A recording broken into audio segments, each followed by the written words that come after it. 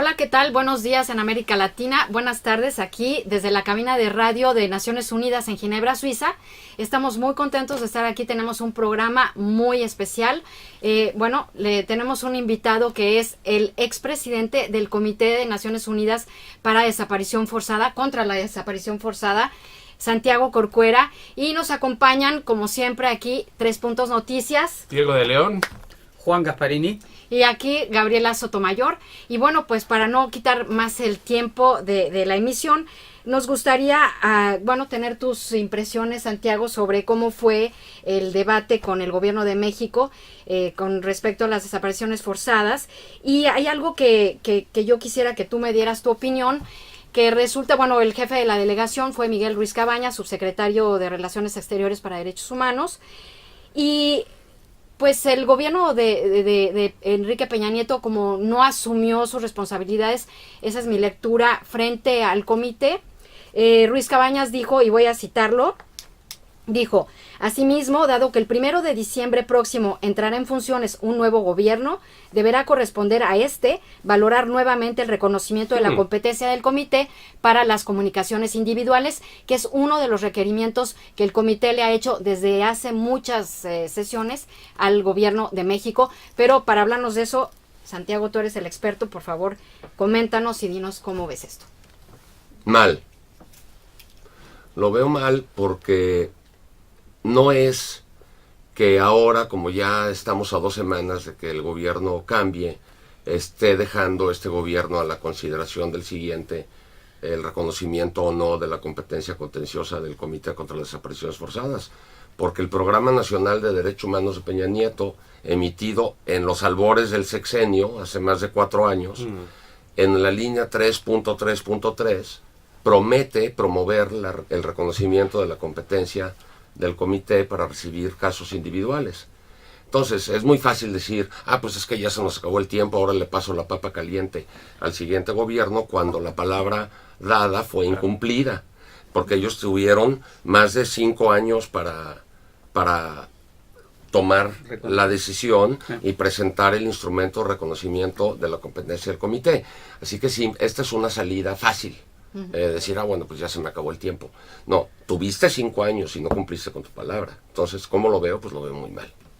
Y en general, ¿cuál es tu impresión de esta sesión el viernes con el comité? ¿Qué más? En realidad no pude seguir en vivo la transmisión porque estaba precisamente trasladándome hacia acá. Pero leí un excelente reportaje de una periodista que se llama Gabriela Sotomayor, que publicó en Proceso, en la revista Proceso, muy amplio. Sí. Y además he leído algunas otras narrativas de citas de los integrantes del comité, qué preguntas hicieron, qué respuestas recibieron. Creo que, en primer lugar, yo creo que es excelente noticia que un comité de Naciones Unidas haya realizado un ejercicio de seguimiento de una comparecencia de un informe que en este caso fue aquel que se sustentó en febrero del año 2015, en donde se formularon diversas recomendaciones con cierta graduación de importancia, algunas que tenían que reportarse en más breve tiempo que las otras, y que el comité haya pedido realizar este ejercicio de diálogo interactivo en seguimiento de aquellas observaciones del 2015. Eso fue lo que se dio este viernes pasado. Eso es una excelente noticia, que se haya podido realizar eso, y creo que es de elogiarse y de reconocerse que el gobierno de Peña Nieto haya aceptado someterse a este nuevo examen. Eso es, hay que decirlo. Ahora bien, llegaron los del gobierno de México a presumir avances, lo cual lo tienen que hacer. El Estado mexicano en su conjunto ha logrado algunos avances importantes, sobre todo en materia legislativa, por ejemplo la Ley General contra la Tortura y particularmente la Ley General contra las Desapariciones Forzadas y cometidas por particulares, que además se establece el Sistema Nacional de Búsqueda de Personas Desaparecidas.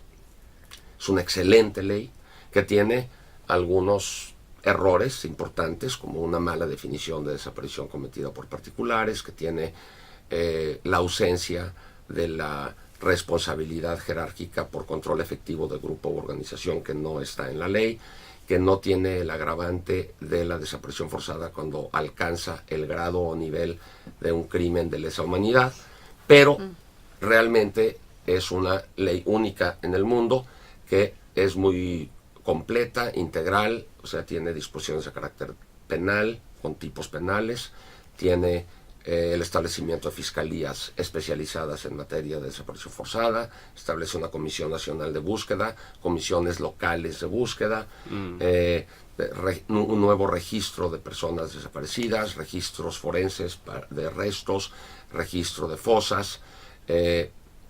Entonces el contenido de la ley es muy bueno, pero pues hay que decir algo, que del dicho al hecho hay mucho trecho. Falta la implementación. Obras son amores y no declaraciones. Claro. O sea, no nada más declares que me quieres, claro, sino demuéstramelo en los hechos. Y no me declares tu amor solamente, sino demuéstramelo en el campo de batalla, ¿no? Claro. Porque si no se queda en palabras, en derechos en el discurso y en las leyes, y vidas sin derechos. Claro. Y la verdad es que el nivel de implementación de la ley pues es raquítico. La Comisión Nacional de Búsqueda está muy mal dotada en cuanto a personal y presupuesto. Deberíamos de tener 32 comisiones locales, o 32 comisiones locales de búsqueda. Hay, creo que 10 de las 32. Pero no solamente eso, las 10 que hay, algunas de ellas en realidad están constituidas y el comisionado está nombrado. Pero ¿saben cuántas personas trabajan para el comisionado? Ninguna. ¿O qué presupuesto le han asignado a esos estados, a ese comisionado? Nada. Entonces, pues, ¿de qué sirve un pobre comisionado solo? ¿Cómo va a buscar personas, claro, un comisionado en un estado como Guerrero, pues, si no tiene personal especializado en la búsqueda, en la exhumación de los restos, etcétera? Claro. Entonces la implementación es prácticamente nula, la verdad. Eso es lamentable. Juan. Sí, yo lo que quería acordar, justamente vinculado a esto, es hay una especie de peso de la impunidad, de que hay una parte de la estructura del Estado que impide llevar adelante, porque estas cosas que tú relatas no son nuevas ni son vanas. O sea, hay una ausencia de voluntad política dentro del aparato del Estado, por coerción, por defecto de los funcionarios, pero hay un problema. Yo no sé cómo lo ves tú, porque esto que tú acabas de relatar y otras evidencias que surgen no solamente de la comparecencia acá ante el comité, sí, sino también México compareció en el examen periódico, sí, universal, y hubo muchas recomendaciones de varios países instándolo indirectamente de alguna manera a buscar esa respuesta. O sea, hay una falta de voluntad en la cúspide del Estado, algo pasa. Yo siento que la implementación de las recomendaciones de los órganos internacionales, como los comités o como los procedimientos especiales, solo son efectivas si hay voluntad política. Claro. Si no hay voluntad política, no se pueden implementar. Y este sexenio en particular, pero muy destacadamente también el de Felipe Calderón, o sea, el predecesor, se caracterizaban por un discurso, pues la verdad, falso, casi hipócrita, decir, México reitera su compromiso con el comité o con los sistemas, con el sistema de procedimientos especiales y con el relator contra la tortura y no sé qué. Y reitera su compromiso de cooperación, reconoce el gran trabajo que realizan, bla, bla. Y luego a negar la realidad. Pero lo que dice el señor relator es falso. No es verdad que suceda lo que dice el relator que sucede. Actúa de manera carente de ética. No sabe derecho internacional. Estos órganos, dijo el embajador Luis Cabañas en un discurso ante el Consejo hace como 2 años, que estas instancias tenían que ser más rigoristas en la aplicación del derecho internacional, como si estas instancias no lo fueran. Esa actitud.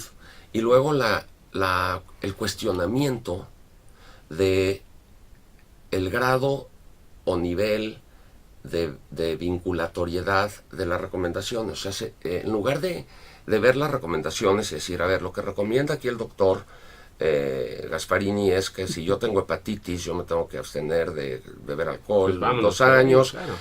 Dejo de comer grasa, donas y chorizo durante 6 meses, no hago ejercicio durante 4 meses. Entonces digo yo, no, pues ¿cómo esto? Yo no tengo esta enfermedad. Y luego llega el siguiente dictamen y en el 2015 hubo 5 segundas opiniones. No, yo quiero una segunda opinión porque esta opinión del comité es muy exagerada. Luego llega el doctor Méndez y dice lo mismo, luego llega la Comisión Interamericana y confirma el diagnóstico, y luego llega el alto comisionado y confirma el diagnóstico y le dice, oye, no se enoje con el mensajero nomás le está dando un mensaje y acepte su realidad. Bueno, es muy tonto enojarte con el médico. Pero más tonto es todavía después de que te dan la receta, que te dicen todo esto que tienes que hacer y además que tienes que tomarte estas pastillas, que tú saliendo del consultorio médico entonces te vayas a ver a tu abogado y te detengas en la oficina del abogado y le digas, oye, licenciado, ¿y esta receta que me dio el doctor es vinculante para mí? Yo quiero ver qué cara te pondría el abogado. Te diría, oiga, no sea usted tonto y vaya usted a la cama y siga las recomendaciones del doctor. No, pero son recomendaciones nomás, ¿verdad? Claro. O sea, no son vinculatorias para mí, ¿o sí? Esa es la actitud del gobierno de México. O sea, eso, si son vinculantes o no son vinculantes, realmente no es lo importante. Además de que lo son. Hubo integrantes del comité que cuestionaron directamente al Estado mexicano, a sus representantes, para decirle, bueno, ya díganme, ¿consideran ustedes que las recomendaciones que hacemos en atención a nuestra función de acciones urgentes son o no son vinculantes? Derivan de un instrumento jurídicamente vinculante que es un tratado, ¿no? Ya díganos, ¿no? Increíble. Claro, porque hay una ratificación por parte de claro, los ratificanos de la convención, por tanto, bueno, se autoobliga el Estado cuando ratifica una convención. Pero la verdad es que esa es una consideración teórica, para mi gusto, importante para el gabinete del investigador en una universidad y ver qué grado de vinculatoriedad tienen. Sí. Pues pero lo importante es el contenido de la recomendación. Doctor, para que yo supere mi hepatitis, tengo que hacer esto. No me voy a preocupar si eso no es obligatorio, si me van a meter a la cárcel o no, me van a poner una multa o no si no cumplo. Debo de cumplir para superar el problema. México está sumido en una crisis humanitaria de dimensiones descomunales. Es una verdadera tragedia nacional, una tragedia humanitaria, una crisis humanitaria. Más de 30,000 desaparecidos, más de 200,000 personas ejecutadas, decenas de miles de personas desplazadas violentamente o por la violencia, los índices de tortura por los cielos. Esa es la enfermedad.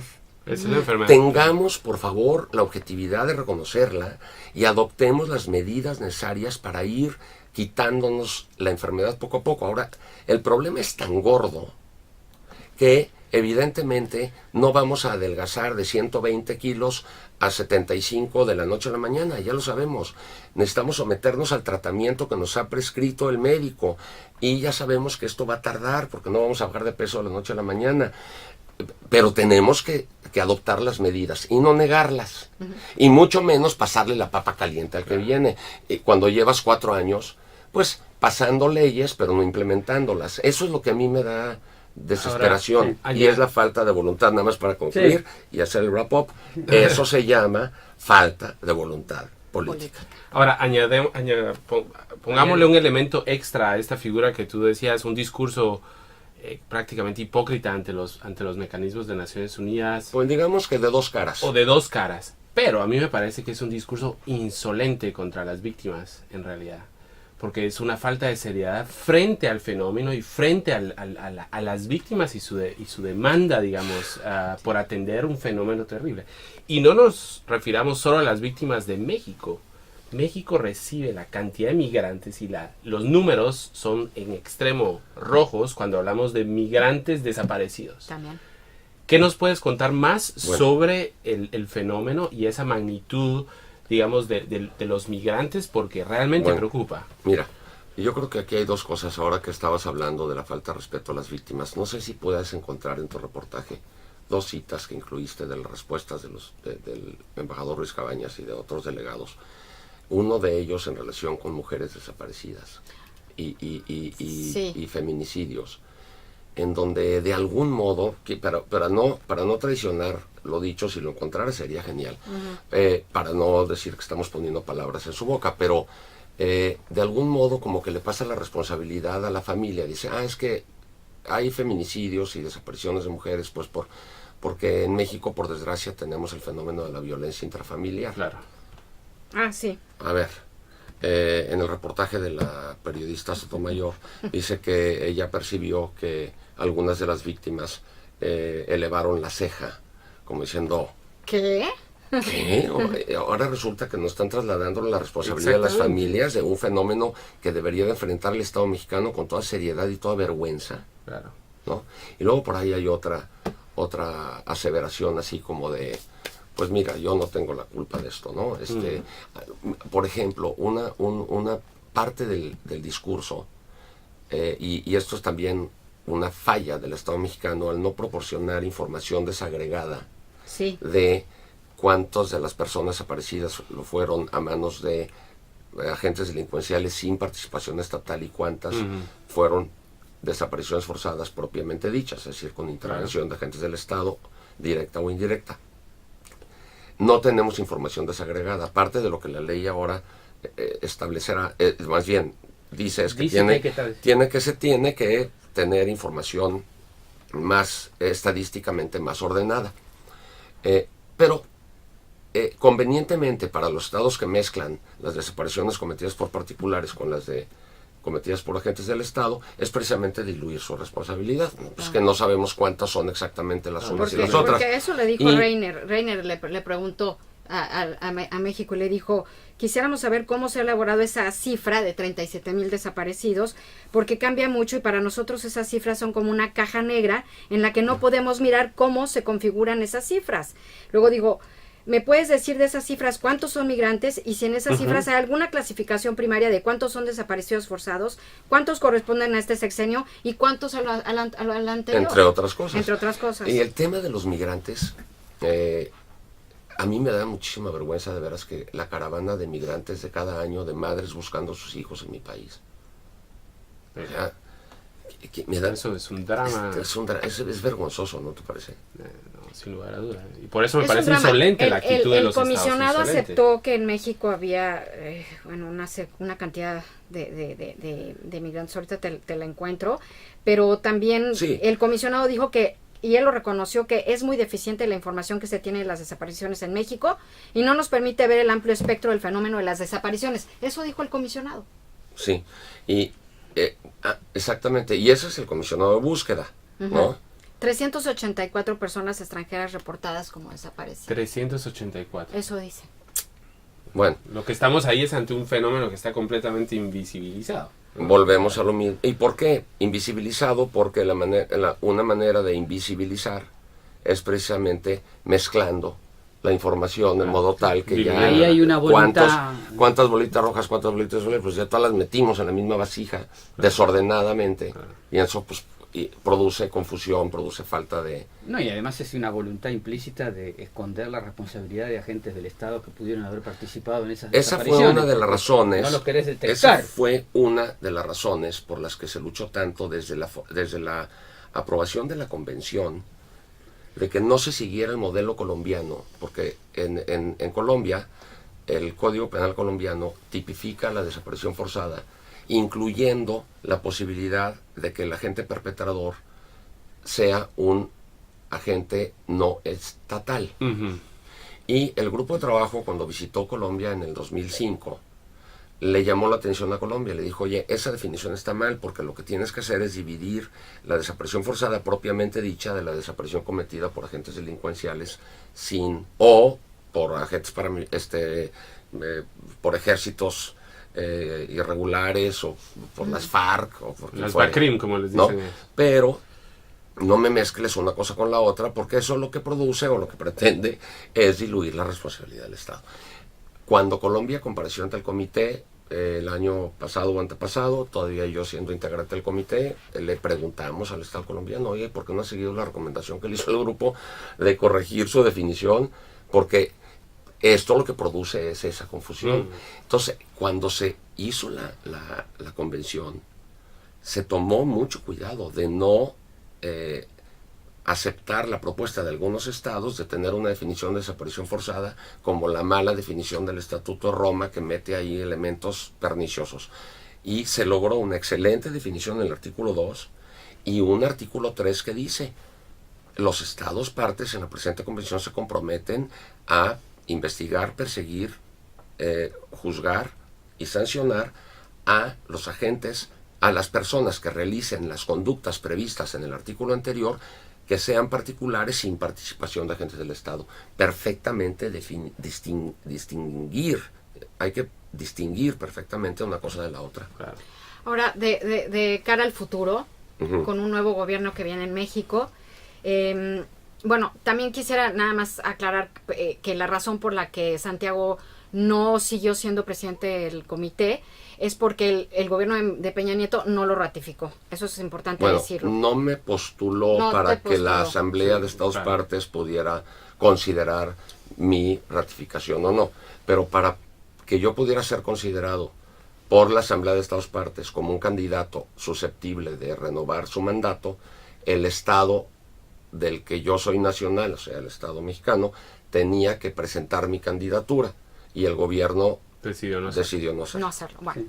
Bueno, eso es una política general de México con otros comités igualmente, digamos que no promocionan más personalidades independientes, sino personalidades vinculadas al aparato del Estado, ex diplomáticos, y etcétera. O diplomáticos en activo, porque al CAT mandó a un diplomático, un embajador en retiro, emérito, etcétera, muy conocido y muy respetado, pero pues ex diplomático. Y a la Comisión Interamericana de Derechos Humanos mandó un diplomático en activo, pero que para que dejara de ser agente gubernamental renunció el día anterior a la fecha en la que iba a ser nominado, y es marido de la representante permanente de México en Ginebra. Entonces, obviamente, y lo admiro y respeto muchísimo la calidad de su profesionalismo como diplomático y como jurista, pero no es una persona imparcial y no es una persona independiente para un puesto que merece personas que se desempeñen en calidad personal, de manera honoraria y de manera independiente e imparcial. Tenemos que ir cerrando, y tú tenías rápido, la última pregunta de cara al futuro. La última pregunta de cara al futuro. López Obrador, yo le pregunté a una de las víctimas, familiar de una de las víctimas, ¿tiene alguna esperanza en el futuro con el nuevo gobierno? Me dijo que ninguna. Bueno, yo digo que luces y sombras. Por ejemplo, creo que hay propuestas muy esperanzadoras, como por ejemplo la reorientación de la política de drogas. O sea, en el plan de seguridad que acaba de anunciar el día de hoy o ayer, presenta eso, lo cual yo creo que eso es esperanzador. Ojalá que de veras en México se reorientara esa política para evitar el prohibicionismo y buscar una regulación ordenada de la fabricación, transporte, comercio, posesión y consumo de drogas. Creo que eso sería muy importante. Es la causa material de la violencia. Hay que atacar la causa material, no con más violencia. Eso es lo primero que creo que es esperanzador. Ahora, esas son las luces. Las sombras. ¿Qué es eso de una Guardia Nacional? Preocupante. En donde va a estar nutrida por elementos de la policía militar y de la policía naval. Así es. A eso yo le llamo la militarización de la seguridad pública. Punto. No se le puede llamar de otro modo. No se le puede llamar de otro modo. Y para mí me parece súper contradictorio que por un lado estemos hoy, mientras estamos nosotros aquí, la Suprema Corte de Justicia de la Nación está discutiendo la constitucionalidad o no de la Ley de Seguridad Interior. Ayer 6 ministros, o sea, integrantes de la Suprema Corte de Justicia de la Nación, manifestaron sus opiniones y parece que van a votar En en el contra de la sentido ley. de que Sí. es inconstitucional, y el día de hoy se continuarán las discusiones y pues con 2 votos más esa ley se declararía inconstitucional in toto. Ujú. Qué contradictorio sería que la Suprema Corte de Justicia, por un lado, derrumbe a un bebé de Rosemary como la Ley de Seguridad Interior, porque es un engendro del infierno esa ley, que provocaría mayor intervención militar y por lo tanto más violencia, y que por otro lado el presidente electo nos esté diciendo que va a proponer una reforma al artículo 76 constitucional precisamente para permitir lo que la Ley de Seguridad Interior permite. Y Muy contradictorio. bueno, entonces volver constitucional lo que hoy es inconstitucional. Yo digo no, que lo que hoy es inconstitucional, que es la Ley de Seguridad Interior, continúe siendo inconstitucional porque la participación de las Fuerzas Armadas en labores de seguridad es la ciudadana decisión de Calderón de provoca poner- más violencia. Exacto, y es Bueno, demostrado por la Es historia. la decisión de Calderón. Tenemos- La O decisión sea, de toda Calderón la de- culpa, la verdad, O sea, yo no sé lo cómo que está duerme cuestionando, lo que por se las noches cuestiona o Calderón, no. porque nos subió el índice de muertos por cada 100,000 habitantes en el sexenio Calderón 300%. Nos dejó más de 500,000 litros de sangre derramada el sexenio Calderón por su fallida estrategia de, entre comillas, mal llamado combate contra el crimen organizado. Santiago, muchísimas gracias por haber Gracias estado con a ustedes. nosotros. Nos Gracias. encantaría contar con tus opiniones, mismo si desde México. Ahora Con mucho tendremos la gusto. Que vamos a oportunidad tenerlo. de tener ese mecanismo, así que lo seguiremos explorando y seguiremos tratando el tema de México, que nos parece que es central, no solo por México, sino por toda la región, por toda América Latina. Es importante lo que ocurre allí en términos de avances o retrocesos en materia de derechos humanos. Así que muchísimas gracias. Y nos vemos la próxima semana en una nueva edición de 3 Puntos Noticias desde la ONU. Gabriela, Bueno, pues hasta luego. Juan, Chao, hasta luego. Buenas tardes. hasta luego. Gracias, Chao. adiós. Adiós.